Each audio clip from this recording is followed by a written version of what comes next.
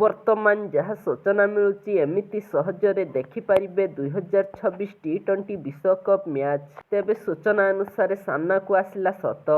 Social ମିଡିଆରେ ଘୁରି ବୁଲୁଥିବା ସବୁ ଖବର ମିଛ।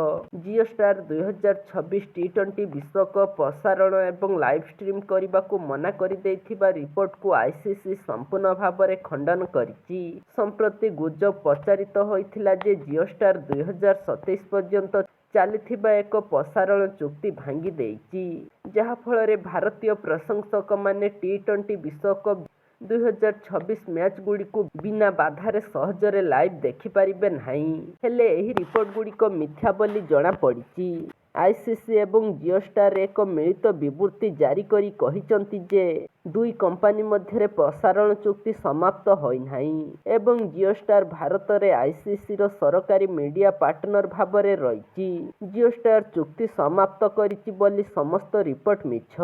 ବିବୃତ୍ତିରେ ଆହୁରି କୁହାଯାଇଛି ଯେ ଜିଓ ଷ୍ଟାର ଚୁକ୍ତିନାମାରେ ଉଲ୍ଲେଖିତ ସମସ୍ତ ଦାୟିତ୍ୱ ପୂରଣ କରିବାକୁ ପ୍ରତିବଦ୍ଧ। ଜିଓ ଷ୍ଟାର ନିଶ୍ଚିତ କରିଛି ଯେ ଏହା ଭାରତର ଆଗାମୀ ଆଇସିସି ଇଭେଣ୍ଟଗୁଡ଼ିକର ପ୍ରସାରଣ ଜାରି ରଖିବ, ଯେଉଁଥିରେ 2026 ଟି20 ବିଶ୍ୱକପ୍ ମଧ୍ୟ ସାମିଲ। ଗଣମାଧ୍ୟମ ରିପୋର୍ଟ ଅନୁସାରେ ଜିଓ ଷ୍ଟାର ଆଇସିସି ଚୁକ୍ତି 2027 ପର୍ଯ୍ୟନ୍ତ ଚାଲିବ।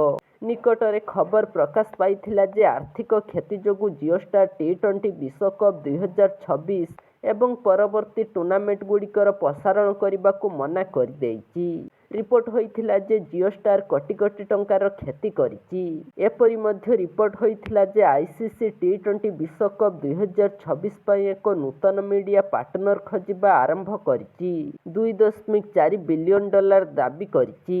ଗୁଜବ ମଧ୍ୟ ସୂଚିତ ହୋଇଥିଲା ଯେ ସନି ସ୍ପୋର୍ଟସ ନେଟୱାର୍କ ଏବଂ ଆମାଜନ ପ୍ରାଇମ୍ ଭିଡିଓ ଅଧିକ ମୂଲ୍ୟ ହେତୁ ଇଭେଣ୍ଟର ପ୍ରସାରଣ କରିବାକୁ ମନା କରିଦେଇଛନ୍ତି, କିନ୍ତୁ ଏହି ରିପୋର୍ଟଗୁଡ଼ିକ ମିଥ୍ୟା ବୋଲି ଜଣାପଡ଼ୁଛି।